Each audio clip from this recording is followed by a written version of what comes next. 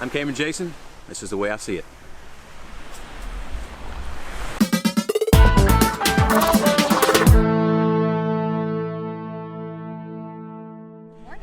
Good morning. Welcome to a rainy Sunday morning here in the Cayman Islands. As you can see, we got a little cloudy skies today. We got some rain falling on us, but we've also got a rainbow in the background, and I think that's where we're going to go dive today. We're going to be diving here with Siggy, our underwater model today. We're going to be placing her in different areas of the reef. We're going to shoot her. We're going to shoot beside her. We're going to shoot underneath her. We're going to shoot above her. We're going to show you guys some different perspectives on how you capture scuba divers underwater in this beautiful cobalt blue Cayman Islands water. So when you're ready to go, you ready? I'm ready. Let's do it. Sounds like a plan.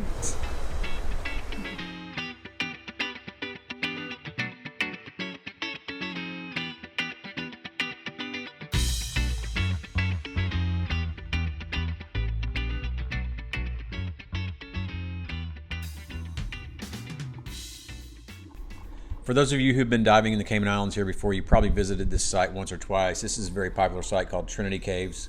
And right now we're over a sand flat right before the cave entrance, and we're in about 55 feet of water here. And you can see Siggy's a little bit of a ham. She likes to ham it up a little bit.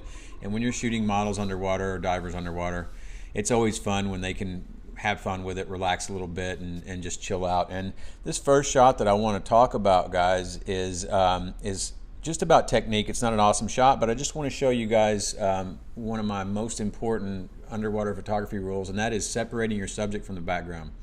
Now, there's a lot of ways in which I could shoot Siggy at this point. I could shoot her toward the reef, or I could shoot her underneath the boat, but that really wouldn't separate her from the background. So let me just show you what I've done here. I've taken her and put her in front of the sun, away from the dive boat, away from all the background, so that when I light her up with my strobes, there's nothing behind her, and she really stands out in this image. Now, I've also cropped the image using the rule of thirds, and you can see there that she's sort of backlit by the sun and really well represented in the image. I'm at 1/250th at f11 and ISO 400. Now, that 1/250th is that super fast shutter speed, and that's why we've got this really dark blue background. So what I've done is I've overpowered the ambient light with my strobes. They're on f16. And I've shot the strobes right at the model, right at Siggy, and I've illuminated her face even though she's backlit by this super, super bright sun above. And I like doing that. I think it adds a layer of interest to the image. And as you can see, I've also got the boat in the image. And I will oftentimes do that, sort of shoot up toward the boat and the sun. And again, what I'm trying to show you guys here is how to separate your subject from the background. So take her in this image, pull her down 5-6 feet, where she's between me and that little patch of reef right there. She's going to get lost. So again, you want to make sure that there's nothing behind your subject. That's not to say that there won't be times when you want to place something behind your subject, but for the most part, you always want to try to separate your subject from the background. I just want to take a second and talk about our chase camera, this Panasonic GH4.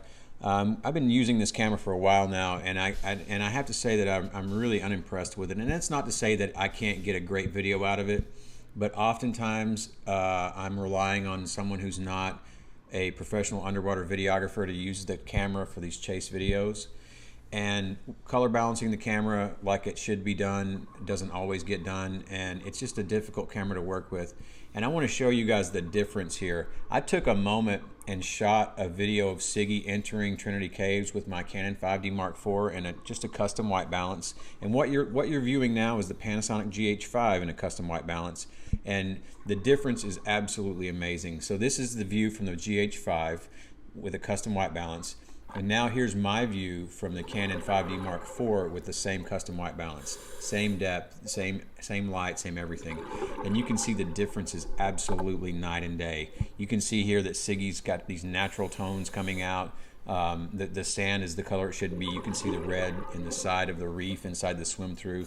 The light coming through the top of the cave is not overwhelming, and it's just a much better camera for white balance. But having said that, here's a couple of ambient shots that I grabbed while we're in there, and I put these up side by side, and I just wanted to show you one quick little difference in the two shots. They're both shot with the same settings, 1/80th of a second f4 ISO 3200 at 15 millimeters, but the one on the left I've used in Photoshop edit profile corrections, and you can see the difference in the two effects. So you can see that the tunnel looks more narrow and longer in the image on the left than it does on the right. They're basically the same images. She's swimming away from me in one, she's facing me in the other. But what this does is it removes some of the distortion from the lens. And I like using this on some of my images. Now, I never know if it's going to work or not. So typically what I'll do when I load a large rec image or a really large wide ambient light shot, I will go ahead and click that and just see how the image looks. And if my eye likes it, then I'll leave it on. If not, then I'll take it back. But I typically won't use it when I'm shooting critters or people up close because it will give you some severe distortion in your subject if it's very close to your lens.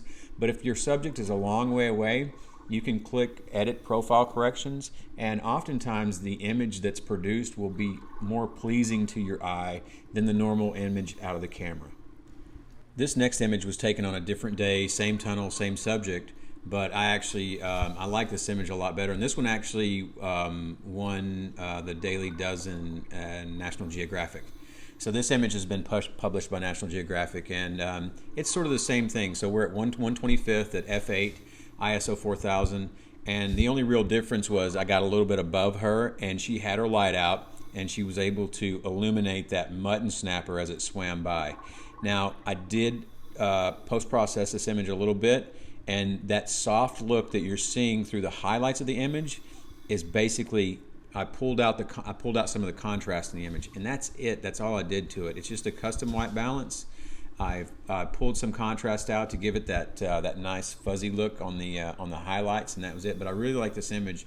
Again, it was not shot on this photo shoot, a different day, but exactly the same location, same subject, and pretty similar settings as well. As we move out into the deeper water on the edge of the wall here, I'm going to go ahead and switch my strobes back on, and I'm going to shoot for some color. So that means I'm going to jack my shutter speed back up, overpower the ambient light, and really try to fill my frame with something very colorful. Again, so what I'm doing is I've got a super fast shutter speed. I've got a lot of power on my strobe, so we're gonna go with 1/200th of a second. I'm going to be at f8. And I'm going to turn my strobes up to, I think, 16 or 22. I can't recall exactly where they were, but they were their second highest setting, I think, or the next to highest setting. I can't remember. Anyhow, here's the image I got. 1/200th of a second, f8, ISO 400, 15 millimeters. And you can see this red rope sponge is vibrant and bright and not too hot. It's not over lit. It's perfect. And here's the other thing that I'm doing here. The strobe that's closest to the wall is less powerful than the strobe that's out pointing towards Siggy. So the strobe that's closest to the wall is going to be on my second highest setting. The strobe that's pointed towards Siggy, because she's farther away, is on f32, my highest setting. So because I'm shooting the strobes manually, I'm able to turn one up or basically shoot them in different strength settings. So this is a pretty good technique, and remember, if your subject is closer, you're going to need less light. If your subject is farther away, you're going to need more light. So that's all I've done here, and I love the tonality of this image. Again, it's sort of a Scuba magazine-ish image, dark blue background, but I think it turned out really well.